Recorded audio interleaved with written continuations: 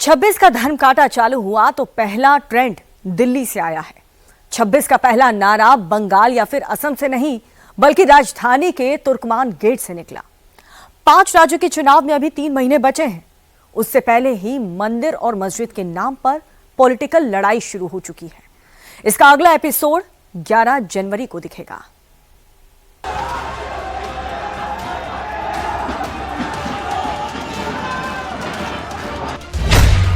क्या देश भर का मुसलमान पोलराइज हो चुका है?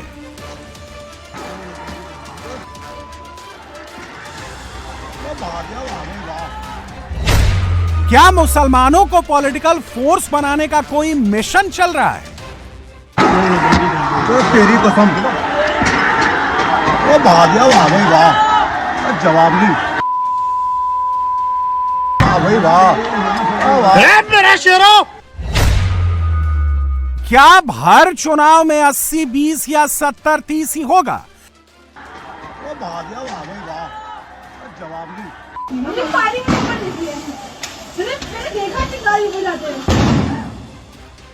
दिल्ली से यूपी तक, यूपी से बंगाल तक और बंगाल से राजस्थान, महाराष्ट्र और गुजरात तक हर चीज में हिंदू मुसलमान घुसाने का एक नया डिजाइन एक्टिवेट कर दिया गया है। हिंदू मुसलमान कुछ लोगों के लिए पॉलिटिक्स का टूल किट है।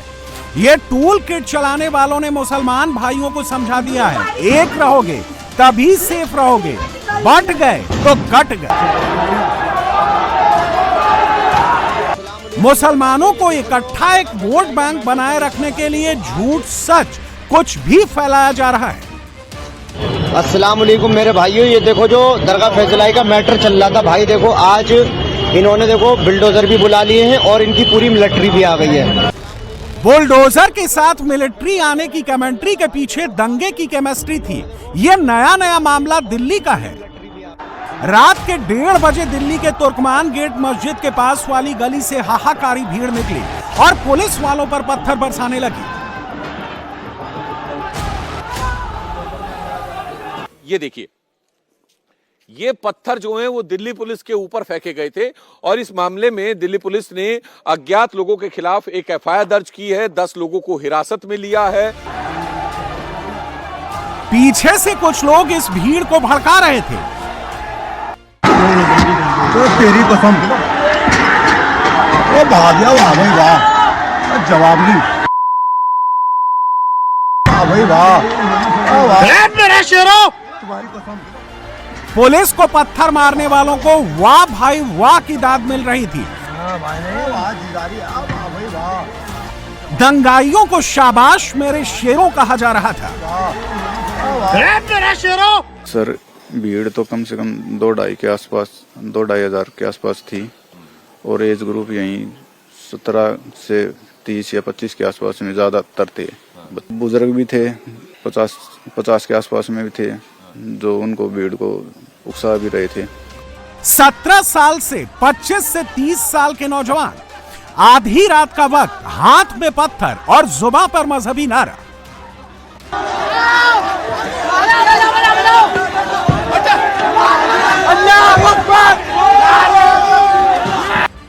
पांच दंगाई पकड़े गए हैं, आगे और भी पकड़े जाएंगे। कासिफ, कैफ, अरीब, अदनान और समीर तक ये मामला रुकने वाला नहीं है, क्योंकि दिल्ली में 2020 जैसा दंगा भड़काने की साजिश बहुत बड़ी है।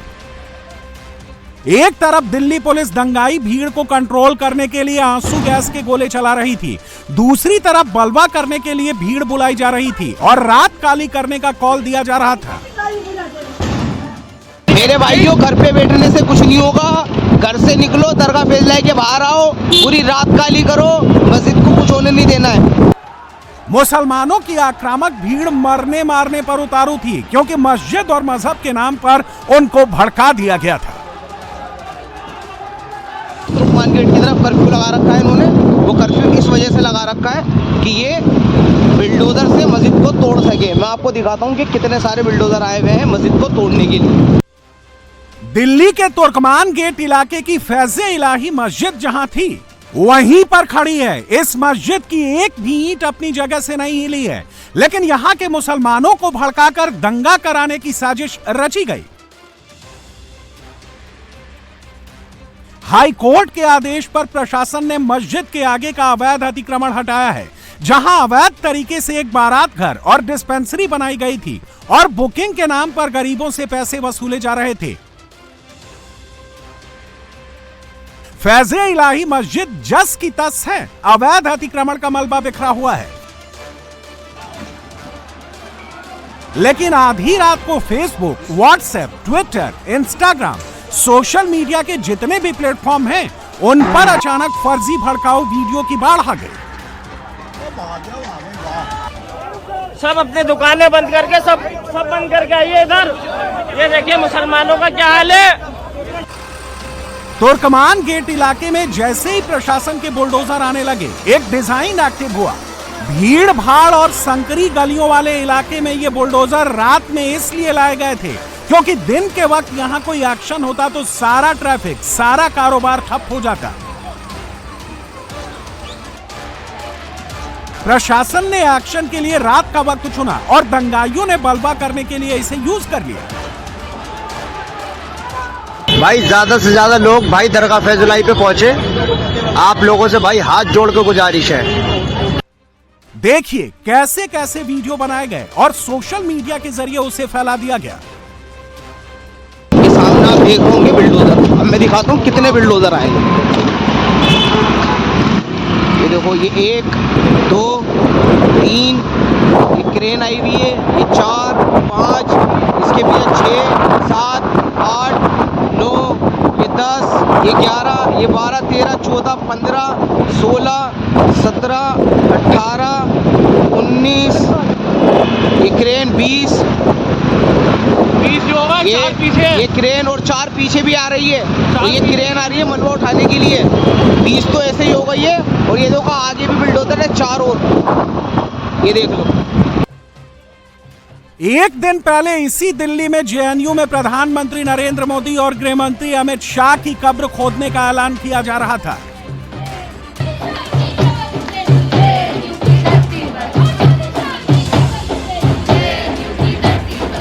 शर्जील इमाम और उमर खालिद जैसे घोषित दंगाइयों और यूएपीए के आरोपियों को सुप्रीम कोर्ट ने जमानत नहीं दी तो जेएनयू से चिंगारी भड़काने की कोशिश की गई।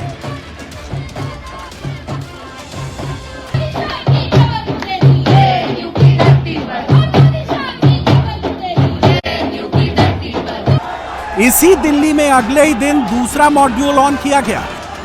आधी रात के वक्त जब तुर्कमान गेट इलाका दहक रहा था, तब यहां समाजवादी पार्टी के रामपुर सांसद मुहिबुल्लाह नदवी भी मौजूद थे। यहाँ पे उन्होंने आतंक मचा रखा है। इमाम साहब को नहीं जाने दे रहा हमारे, ये भी सांसद है।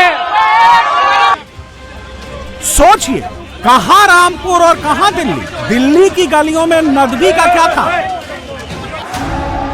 दिल्ली में मस्जिद तक बुलडोजर जा ही नहीं रहा था, फिर भी भीड़ बुला ली।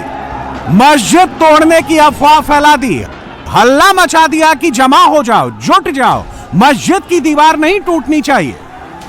अगर ये अफवाहें नहीं होती तो ये यहाँ तक बात नहीं आती। जहाँ तक हमारा एक्सपीरियंस है, लोगों को यही लगा कि ये मस्जिद जो है तोड़ने आ रहे हैं। अगर ये सोशल मीडिया पे बताया कि हम मस्जिद नहीं तोड़ने आ रहे हैं, जो बाउंड्री है वो तोड़ने आ रहे हैं, तो ये यहाँ तक नहीं आती। हकीकत में दीवार तो अवैध बैंक्वेट हॉल की तोड़ी जा रही थी। अवैध कमाई के अड्डे बचाने के लिए मस्जिद तोड़ने की अफवाह फैला दी गई। फैज़े इलाही मस्जिद, जिसे लेकर पिछले कई दिनों से इस पूरे इलाके में एक अफवाह सी लोगों के बीच थी। एमसीडी का बुलडोजर यहां चलने वाला, लेकिन सच्चाई कुछ और थी। एमसीडी का बुलडोजर चलना था फैज़े इलाही मस्जिद के ठीक बराबर बने बैंक्वेट हॉल पर, जो मस्जिद कमेटी का ही जिस पर दावा था, और यहां बनी एक डिस्पेंसरी। आप देखिए, ये पूरा इलाका बुलडोज कर दिया गया है। अफवाह फैलाने में समाजवादी पार्टी के सांसद इमाम मुहिबुल्लाह नदवी का क्या रोल था? पुलिस इसकी जांच करेगी और जरूरत हुई तो सांसद का बयान भी लिया जाएगा। भाई अतिक्रमण नहीं हटाना है, मस्जिदें तोड़नी है। मस्जिदें तोड़ेंगे, कितनी मस्जिदें तोड़ोगे भाई? अब आरोपी गिरफ्तार करो, जेल में डाल दो, यही काम रह गया ना देश में। मुसलमान का जीना मुहाल कर करके लोगों को आप दिखाते हो ना कि हमने मुसलमान का जीना मुहाल कर दिया, लेकिन ये 25 करोड़ है, दुनिया में कोई नहीं लेगा, ये रहेंगे यहीं। इंक्रोचमेंट के नाम पर कोई भी चला जाए और एक ठेला दिखा दे, ठप्पड़ दिखा दे और फिर पूरी जमीन को आप तोड़ दो और क्या इंक्रोचमेंट था? वक्फ की लैंड है, वक्फ की लैंड पर बारात घर अगर बना है, डायलिसिस सेंटर अगर बना है, आप इलीगल इंक्रोचमेंट बता करके आज उसे तोड़ दो। और कब से बना हुआ है बताया इन्होंने? कितने टाइम से बना हुआ है या आज ही था? इंक्रोचमेंट बता करके आप तोड़ दो तो गलत है ना। और वो तो खुद कह रहे थे हमें बता दो क्या हमें तोड़ना क्या नहीं तोड़ना, तोड़ देते। तुर्कमान गेट मस्जिद विवाद में मजलिस वाले असदुद्दीन ओवैसी भी कूद पड़े हैं। कानूनी शब्दों का जाल बुनकर बैरिस्टर ओवैसी उसमें मुस्लिम वोट फंसा रहे हैं। तमाम जायदाद जो है वो वक्फ की है। 12 नवंबर को दिल्ली हाई कोर्ट के डिवीजन बेंच ने एक जजमेंट दिया। हैरतअंगेज बात यह है कि जो पिटिशनर है सेव इंडिया फाउंडेशन, ये लोग कोर्ट को जाते हैं, इनका बैकग्राउंड मुझे मालूम है, इनका बैकग्राउंड इनका बैकग्राउंड आरएसएस का है। कोर्ट ने कैसे तय कर दिया कि जमीन उनकी है? कोर्ट को यह चाहिए था कि वक्फ ट्राइब्यूनल तय करता, वक्फ ट्राइब्यूनल को नहीं गया। प्लेसेस ऑफ वर्शिप एक्ट 1991 क्या है बताइए फिर? 1947 15 अगस्त में जगह मस्जिद थी और ये सब मस्जिद की हिसार में था। कैसा आप लोग करिए? पार्लियामेंट का कानून है, उसको भी बालातायक रख दिए। जो दिल्ली में हुआ वही कुछ दिन पहले जयपुर के चौमू कस्बे में हुआ था। चौमू में मस्जिद के बाहर पत्थर की रेलिंग लगाने और सड़क पर अतिक्रमण करने के खिलाफ कार्रवाई शुरू हुई तो हिंसा हो गई। मुसलमानों को भड़काकर सड़क पर उतार दिया गया। बाद में प्रशासन ने नियमानुसार पक्का इलाज किया। दरअसल मस्जिद वो फेविकॉल है जो मुसलमानों को बहुत जल्दी जोड़ देता है। बंगाल के मुर्शिदाबाद में हुमायूं कबीर ने इसे समझा और तुरंत इंप्लीमेंट कर दिया। हुमायूं कबीर को नई पार्टी की नींव डालनी हुई तो पहले उन्होंने मस्जिद की नींव डाली और उसे नाम दे दिया बाबरी मस्जिद। बाबर के भरोसे हुमायूं कबीर मुसलमान जोड़ रहे हैं, वजह शुद्ध सियासी है।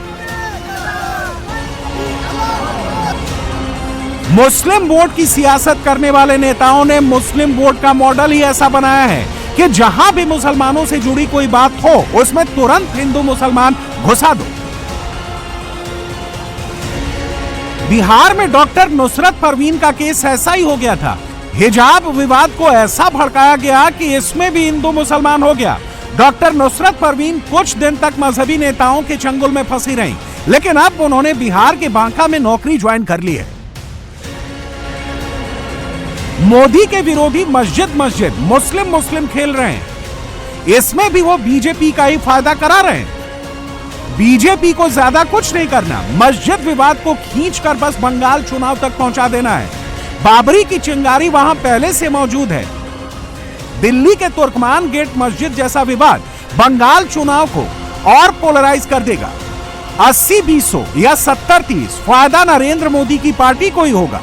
विरोधी ये बात समझ जाते तो मस्जिद और मजहब पर ऐसी सियासत नहीं करते। जहां तक नरेंद्र मोदी का सवाल है तो मोदी जिस लाइन पर थे उसी लाइन पर चल रहे हैं। 1000 साल बाद ऐसा शुभ दिन आएगा जब सोमनाथ मंदिर में देश के प्रधानमंत्री सनातन का स्वाभिमान पर्व मनाएंगे। 11 जनवरी को मोदी सोमनाथ जा रहे हैं। सोमनाथ की पूजा करके मोदी 26 के सियासी युद्ध में उतरेंगे। उससे पहले मोदी और मोदी की पार्टी ने सोमनाथ के बहाने कांग्रेस के विरुद्ध 1000 साल का वैचारिक युद्ध छेड़ रखा है। बहुत ही दुखद बात है कि अप्रैल 1951 में जवाहरलाल नेहरू जी पाकिस्तान के तत्कालीन प्रधानमंत्री को पत्र लिखते हैं और उल्लेखनीय बात यह भी है कि लियाकत अली जो पाकिस्तान के फर्स्ट प्राइम मिनिस्टर बने, यह अंतरिम सरकार में यानी 1946 2 सितंबर को जब नेहरू जी प्रधानमंत्री बने थे तो उनके वित्त मंत्री थे। उनके लिए लिखते हैं माई डियर नवाबजादे, यानी वो डियर भी हैं और नवाबजादे भी हैं। सम्मान से अभिभूत होकर वो ये कह रहे हैं कि मैं ये बात स्पष्ट करना चाहता हूं कि जो सोमनाथ का मंदिर में हो रहा है वो बिल्कुल गलत है, उसको लेकर कोई प्रचार दुष्प्रचार नहीं करना चाहिए। सोमनाथ मंदिर के बहाने नरेंद्र मोदी वो इतिहास सामने रख रहे हैं जिसे इतिहास की किताबों में तोड़ मरोड़ कर दबा दिया गया था। भला किसे मालूम था कि जवाहरलाल नेहरू ने आजादी के बाद सोमनाथ मंदिर में होने वाली पहली पूजा में विघ्न डालने के लिए 17 चिट्ठियां लिखी थी। स्वाभिमान पर्व के बहाने यह सच भी सामने आ रहा है। पुरुषोत्तम दास टंडन, डॉक्टर राजेंद्र प्रसाद, के.एम. मुंशी, सी राजगोपालाचारी, सरदार पटेल, ये सब लोग इस विचार के थे, डॉक्टर संपूर्णानंद, परंतु उन विचारों को ध्वस्त करके उस मानसिकता का जो आवरण बना के रखा था, तो मैं कह सकता हूं भारत को मानसिक गुलामी से मुक्त करने का अभी भी अंतिम चरण बाकी है। 26 में बंगाल चुनाव होगा, 27 में यूपी और गुजरात के चुनाव होंगे। सोमनाथ के बहाने मोदी ने अभी से गुजरात चुनाव की तैयारी शुरू कर दी है। मोदी के विरोधी पोलराइजेशन के उस जाल में फंस रहे हैं जिसमें उनके जीतने की संभावना 0 है।